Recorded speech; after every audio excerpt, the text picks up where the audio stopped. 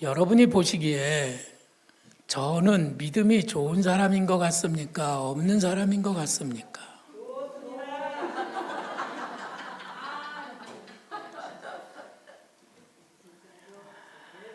네, 사실 저는 믿음이 좋은 사람이 아닙니다. 믿음이 좋은 사람인 것처럼 보이려고 그동안에 고생 많이 했어요.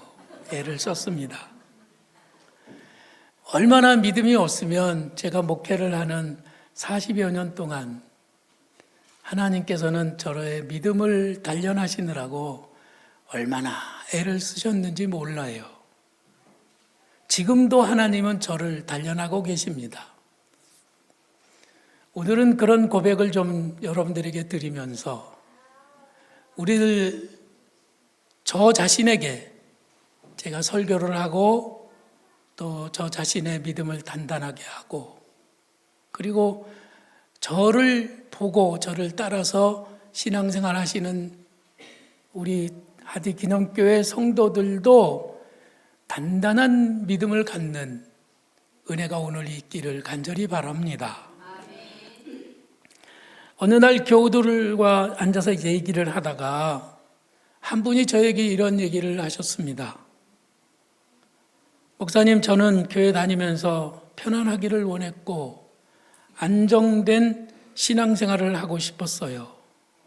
그런데 교회를 건축한다고 하니까 제가 편안하고 안정된 신앙생활은 할 수가 없었습니다. 너무 힘들었다고 얘기를 하는 거예요. 그래서 마음으로 퍽 미안한 생각을 갖게 되었습니다. 내가 지금 하고 있는 이런 모든 일들 때문에 교인들이 고생을 하고 있구나. 이런 사실을 새삼 확인하고 그럼에도 불구하고 저를 여기까지 따라와 주시고 함께 지금도 이 자리를 지켜주시는 성도들이 너무 고마웠습니다. 사실은 성도들도 힘들지만 저도 많이 힘들어요. 저는 교회 건축을 하기 위해서 부지를 매입하고 이제 10년이 됐잖아요. 그동안에 저는 여러 번 하나님 앞에 주님, 교회 건축 안 하면 안 되나요? 그렇게 하나님께 질문을 드리면서 지내왔습니다. 저도 평안하고 싶고 저도 안정된 목회를 하고 싶었기 때문이에요.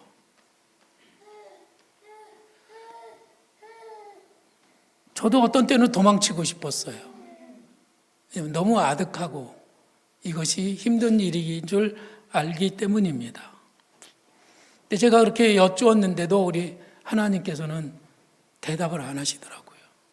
침묵하셨습니다. 요즘 저의 기도는 주님께 투정을 하면서 주님, 길이 안 보입니다. 그렇게 기도할 때가 많습니다. 몇 달 전부터 하나님께서 저에게 주시는 말씀이 있었습니다. 그러나 제가 애써 머리를 흔들면서 주님, 그건 아니죠. 그러고 거부하고 있는 말씀이 있었어요. 그것은 요단에 들어서라 하라 하시는 하나님의 명령이었습니다. 그 명령을 받을 때마다 저는 고개를 흔들면서도 여호수아서 3장을 읽고 또 읽어보곤 했습니다.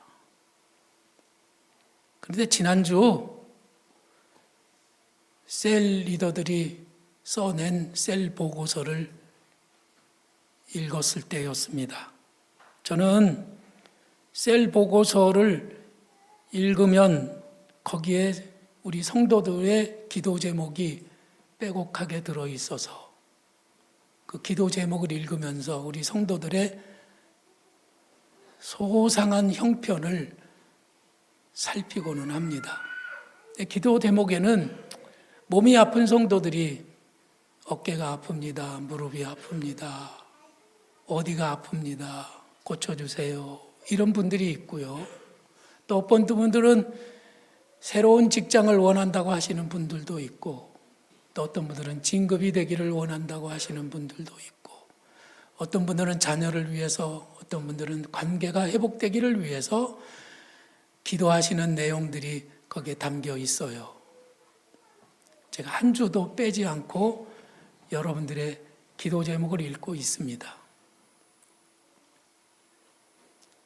그런데 어느 집사님의 기도 제목이 저의 눈에 확 들어왔습니다. 그 기도 제목은 이런 것이었어요. 길이 없는 곳에 길을 만드는 사람이 되기를 원합니다. 이렇게 써 있었습니다. 이건 너무 훌륭한 기도죠. 아마 우리 주님도 너무나 기뻐하실 그런 기도 제목이고, 우리 하지기념교회 모든 성도들이 다 이런 마음의 간절한 기도 제목을 가지고 하나님 앞에 기도를 드린다면 너무 좋을 그런 기도 제목이에요. 그러나 제가 깜짝 놀라고 안절부절했던 이유는 뭐냐면, 길이 없는 곳에 길을 만드는 사람의 삶이라는 것이 결코 쉽지 않고 그 길이 정말 어려울 수 있기 때문입니다. 물론 그 젊은 집사님이 나도 아프리카 부르키나파소로 가겠습니다 하는 그런 기도를 드린 것은 아니라고 생각합니다. 그러나 일상생활 속에서도 고난을 무릅쓰고 편안함을 뒤로하고 그리고 안전한 것을 내려놓고 즐거움을 포기하고 지금 주님을 따라가겠다고 하는 그런 기도이기 때문에 저는 마음이 끌렸던 거예요. 이는 마치 의과대학을 졸업한 26살 하디 선교사가 하나님 앞에 기도하기를, 주님, 제가 선교사로 저기 동쪽 끝 흑암의 땅 조선에 가기를 원합니다 라고 기도했던 그 기도와도 일맥상통하는 것입니다. 그는 자기의 전부를 걸고 길을 닦는 사람이 되기를 원했던 것이에요. 이 젊은 집사님의 셀 보고서에 적혀 있는 그 기도 제목이 저의 마음을 사로잡고 저를 기도하게 만든 것이 바로 그 이유입니다. 길을 만드는 사람이 되겠다는 그 기도를 읽고서야 저는 이제 때가 됐구나 하는 생각을 하게 됐습니다. 무슨 때가 됐다고요? 요단에 들어서라 하시는 하나님의 그 말씀을 전할 때가 됐다고 저는 확신했습니다. 이 말씀은 저에게 하는 말씀이고, 제가 믿음을 단단히 하고 결단을 확고히 해야 되기 때문에 저에게 선포하는 말씀일 뿐만 아니라 저를 따라오시는 우리 하디기념교회 모든 성도들에게 엄숙히 드리는 하나님의 말씀입니다. 하루나 이틀 고민하고 드리는 말씀이 아니고 몇 달 고민하면서 때를 기다렸고, 그리고 저 자신을 이제 하나님 앞에 결단하여 세우는 그런 말씀입니다.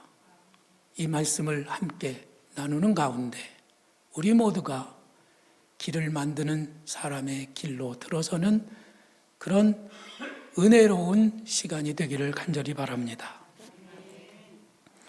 요단에 들어서라 하시는 하나님의 명령을 우리들이 한번 기억해 보기를 바랍니다. 요단강은 40년 광야 생활을 마무리하는 바로 그 지점입니다. 40년 동안 광야를 헤매던 그 백성들이 이제 요단강에 마지막 도착한 거예요. 이제 여기서 그들의 최종 목적지인 가나안 땅이 저기 강 건너편에 훤히 들여다 보입니다. 마치 한강 이쪽에서 한강 저쪽을 보는 것처럼 가나안 땅은 그렇게 선명하게 보이는 거예요. 말하자면 가나안 땅의 문턱에 도착한 겁니다. 하나님께서는 여호수아에게 말씀하시기를 언약궤를 맨 제사장들에게 요단강에 들어서라고 너는 말하라. 그리고 백성들은 제사장을 따라 요단강에 들어가라. 이렇게 명령하라고 말씀하신 거예요. 그런데 이 요단강은 지금 장마철이라 물이 강둑에 넘치고 있었습니다. 우리 작은 무심천도 홍수 때에는 거기 가보면은 막 강물이 뚝에 달랑말랑 그래가지고 거기 옆에 서 있으면 내가 그 물속으로 빨려 들어가는 것 같아서 막 두렵거든요. 그런데 지금 물이 강둑에 넘치는 그런 상황인데 하나님께서 강으로 들어가라는 겁니다. 길이 없는 곳으로 가라고 하시는 것입니다. 만일 이들이 40년 전 가데스바네아에 도착해서 이제 가나안 땅에 들어가라, 내가 이 땅을 내게 주리라 하신 그 하나님의 명령을 듣고 하나님, 저 사람들은 키가 큰 거인들이고 우리는 그 앞에서 메뚜기 같은 존재들입니다. 이제 우리는 죽었다. 그렇게 원망하고 불평하던 그 사람들이라면 그들은 어떻게 했을까요? 아마 죽어도 못한다고 거기에 주저앉아서 울었을 겁니다. 매일 먹는 만나를 지긋지긋하다고 하고 애굽의 우물에서 건져 올린 그 애굽의 시원한 물을 마시고 싶다고 하면서 또 애굽의 고기 가마 곁에 앉아서 고기를 먹던 때와 오이와 파와 부추와 마늘을 먹던 때를 그리워하면서 그들은 애굽으로 돌아가기를 원했습니다. 툭하면 모세를 죽이고 우리 애굽으로 돌아가자고 했던 거예요.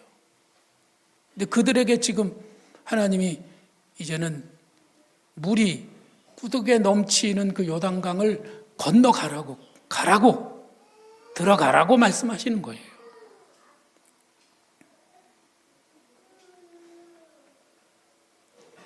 요단강을 건넌다고 하는 것은 1번이죠.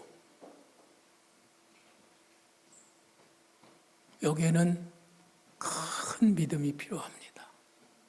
하나님 앞에 모든 것을 맡기는 믿음이 필요해요. 다른 길은 없을까요? 저 빨간 줄로 되어 있는 것이 시온의 대로가 있습니다. 아니, 왕의 대로라고 하죠. 왕의 대로.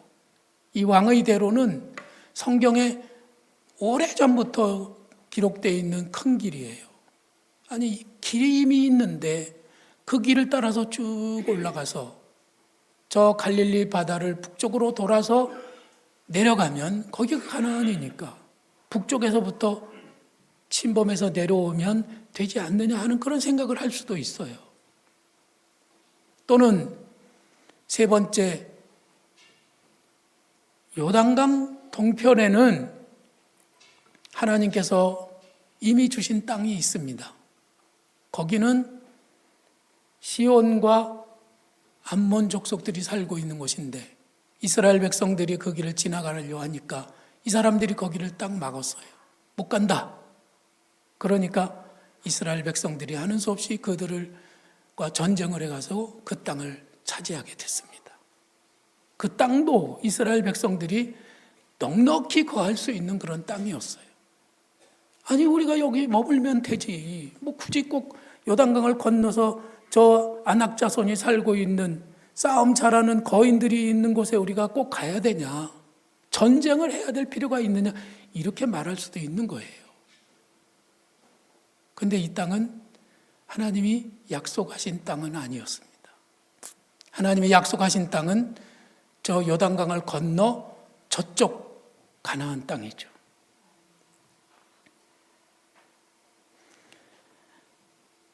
지금 여기 요단강 문턱에 있는 이 사람들은 40년 전 그때 가데스바네아에 있던 그 사람들이 아니에요. 이 사람들은 광야에서 다 엎드러지고 여기 요단강 앞에 있는 사람들은 다 새로운 세대 사람들입니다. 심지어는 요단강을 건너기 전, 여기 요단강에 이르기 전에 아론도 죽었습니다. 모세도 죽었습니다. 여기에는 완전 새로운 세대가 남아있는 거예요. 그들은 누구였을까요? 그들은 하나님이 말씀하시면 아무리 힘들고 어려워도 절대로 원망하지 않고 불평하지 않고 그저 순종할 줄만 아는 그런 순수한 세대들이 지금 요단강 이편에 있는 것이죠. 그들은 너무나 귀한 새로운 세대들이었습니다. 저는 우리가 지나온 10년을 생각하면서 너무 힘들었다. 정말로 고달픈 시간들이었다.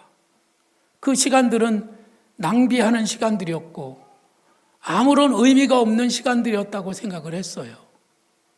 그런데 지금 우리가 요단강 문턱 앞에 서 있지 않습니까? 지금 여기서 우리를 보니까 하나님이 우리를 하나 되게 하시고 우리들이 하나님의 말씀에 오로지 겸손히 순종할 줄 아는 그런 사람으로 우리를 만들어 주셨습니다. 하나님께서는 광야 10년 동안의 불시험을 통해서 우리를 연단하사 우리를 믿음의 사람으로 만들어 가신 거예요. 제가 어떻게 알았느냐고요?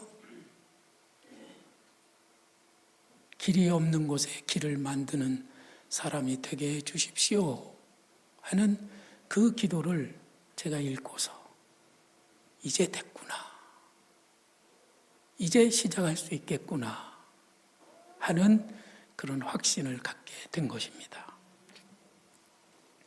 그러면서도 저는 주님 앞에 늘 끊임없이 기도해 왔습니다. 주님, 10년 전으로 돌아가면 좋겠습니다. 왜냐하면 여기 예배당 건축하는 거 이런 거 다 없는 그때로 가서 새로운 그 편안한 길로 가고 싶다는 그런 마음 때문에 그랬어요. 이게 저의 본 모습입니다. 그런데 저의 입으로 부르는 찬송은 무엇인지 아세요?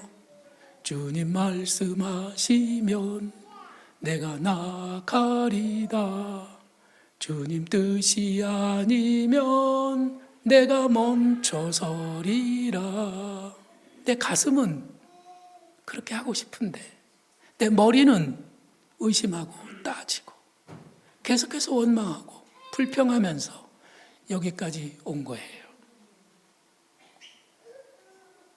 저는 하나님 앞에 기도하면서 하나님, 제가 혹시 하나님의 뜻을 착각하고 있는 건 아닐까요? 주님은 성전 건축을 원하지도 않으시는데 내가 지금 주님이 원하신다고 그러면서 여기까지 온 거 아닙니까? 왜 이렇게 힘들어요? 그리고 주님께 따졌던 적이 있었어요. 제가 의심하고 불평하면 주님은 그때마다 저에게 꼭 들려주시는 말씀이 있었습니다. 그것은 내가 네게 명한 것이 아니냐 하시는 바로 그 여호수아에게 주셨던 그 말씀을 저에게 계속해서 상기시켜 주시곤 하셨습니다. 하나님은 뜻이 일정하신 분이시라 한 번 작정하신 것을 반드시 이루실지라 욥이 말씀하셨잖아요. 더구나 우리 예수님께서는 쟁기를 잡고 뒤를 돌아보는 사람은 하나님 나라에 합당하지 않다고도 말씀하셨습니다. 자, 지금 우리는 이 강만 건너면 가나안이 되는 바로 그 지점에 와 있어요. 그런데도 저는 끊임없이 의심하고 두려워하고 있는 저의 모습을 보는 겁니다. 그래서 저는 오늘 저 자신에게 설교하고 있는 거예요. 어쩌면은 여러분들도 저의 뒤를 따라오시면서 이거 잘 가는 거요? 맞는 거요? 되긴 되는 거요? 이러면서 의심하고 있지는 않으십니까? 제가 칼럼을 주보에 실잖아요. 그 주보에 실은 칼럼을 모아서 작은 책으로 만들었는데 그 책의 제목이 가나안은 문턱이 있다는 책입니다. 제목이 그거예요. 우리는 지금 여러 개의 문턱을 넘어서 마지막 문턱 앞에 와 있습니다. 어려서 우리가 살던 집은요, 문턱이 있었어요. 요즘에는 별로 그렇게 문턱이 없잖아요. 옛날에는 집을 짓는 기술이 그렇게 대단하지 않았기 때문에 문턱을 단단히 해놓지 않으면 문이 옆으로 찌그러져요. 그래서 문턱을 단단히 만들었어요. 우리 부모님이 늘 말씀하시기를, 얘야 문턱 밟지 말아라. 문턱 밟지 말아라. 그게 입버릇처럼 하시는 당부였습니다. 그런데 저는 문턱을 넘어가다가 자꾸만 넘어져서 다쳤던 적이 있었습니다. 아마 여기 나이 드신 분들은 문턱을 넘다가 걸려 넘어져서 다친 그런 경험들이 다 있으실 거예요. 지금 우리들이 가나안 문턱 앞에 딱 있는데 어떤 분들은 그 문턱을 훌쩍 넘어서 가시는 분이 있는가 하면 어떤 분은 지금 그 문턱에 걸릴지도 모르는 위태로운 상황일 수도 있다는 것이죠.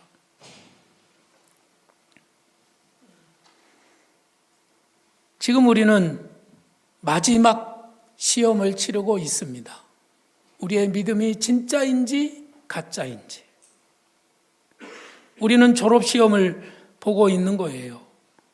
홍해 바다를 건널 때와 지금 요단강을 건널 때의 차이가 있는데 그 차이는 이런 것이에요. 홍해 바다를 건널 때는 그들이 애굽에서 종살이 하다가 막 지금 애굽을 떠나왔기 때문에 이 사람들이 훈련을 받지 않았어요. 믿음이 없어요. 그래서 홍해 바다를 건너는데 그 앞에서 막 또 죽는다고 난리가 났습니다. 우리를 매장할 곳이 없어서 여기까지 끌고 와서 여기서 죽게 하느냐? 그럴 때 하나님 말씀하시기를 너희는 가만히 있어. 내가 하나님 됨을 알지니라. 그렇게 말씀하시고 홍해 바다를 쫙 갈라주셨어요. 이게 굉장히 중요한 거예요. 홍해 바다가 먼저 갈라졌습니까? 백성들이 먼저 들어갔습니까? 홍해 바다가 먼저 갈라졌어요. 그리고 백성들은 갈라진 바다로 들어갔습니다. 그게 믿음 없는 백성들을 향한 하나님의 은혜였죠. 그런데 요단강은 지금 어떤 상태예요? 요단강을 건너는 이 사람들은 지금 광야 40년 동안에 걸러져서 다 지금은 믿음으로 말씀에 순종하는 사람들만 딱 모여 있는 거예요. 그들을 하나님이 마지막으로 그들의 믿음을 시험하시는 겁니다. 자, 홍해바다, 이 요단강은 갈라지지 않았어요. 홍수입니다. 강둑의 물이 넘치고 있습니다. 갈라주지 않으신 상태에서 자, 들어가라. 내가 물을 갈라주겠다. 그런 거예요. 그 어디에도 길은 없습니다. 강물은 세차게 흐르고 있습니다. 하나님께서는 우리가 믿음으로 이 강에 발을 디뎌 넣기를 원하십니다. 우리가 과연 이 말도 안 되는 하나님의 명령을 믿고 시험을 통과하고 그리고 가나안 땅에 들어갈 것인지, 아니면은 믿음이 없어 문턱에 걸려 넘어질 것인지, 지금 우리는 굉장히 중요한 기로에 있다는 말씀이에요. 거참 요단강에 발을 들여놓고 뒤에서 사람들이 밀어가지고 막 앞으로 가는데 요단강 물이 딱 끊어지면 좋겠는데 안 끊어지고 그냥 계속 흘러가면 어떻게 되는 거죠? 이 머리로 따지면은 우리는 죽습니다. 다 망하는 겁니다. 이거 가야 돼요? 말아야 돼요? 하나님께서는 우리가 아무것도 없는 상태에서 오직 말씀 한마디, 내가 요단강에 발을 들여놓으면은 제사장들의 그 발바닥이 강물에 닿기 시작하면은 그때 물이 위에서부터 내려오는 그 물이 끊어져서 너희들이 요단강을 건너가게 될 거다. 길이 열릴 것이다. 이렇게 말씀하시는 거예요. 하나님께서는 정말로 우리의 믿음이 있는지를 보고 싶으십니다. 하나님은 하디 기념교회의 교인들은 바로 그런 살아있는 능력 있는 믿음의 사람들이 되기를 원하십니다. 아무것도 없습니다. 단지 하나님의 말씀, 약속이 있을 따름입니다. 물은 끊어지고 길은 열릴 것이다 라는 이 약속의 말씀 한마디를 믿고 믿음으로 도전하는 성도들이 될 것인가, 아니면 문턱에 걸려 넘어질 것인가. 지금 우리들이 서 있는 자리에 이런 형편입니다.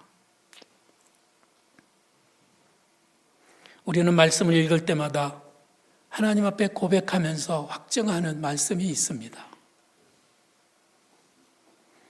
내 눈을 열어 주의 법에 기이한 것을 보게 하소서. 주의 말씀은 내 발의 등이요 내 길의 빛이니이다.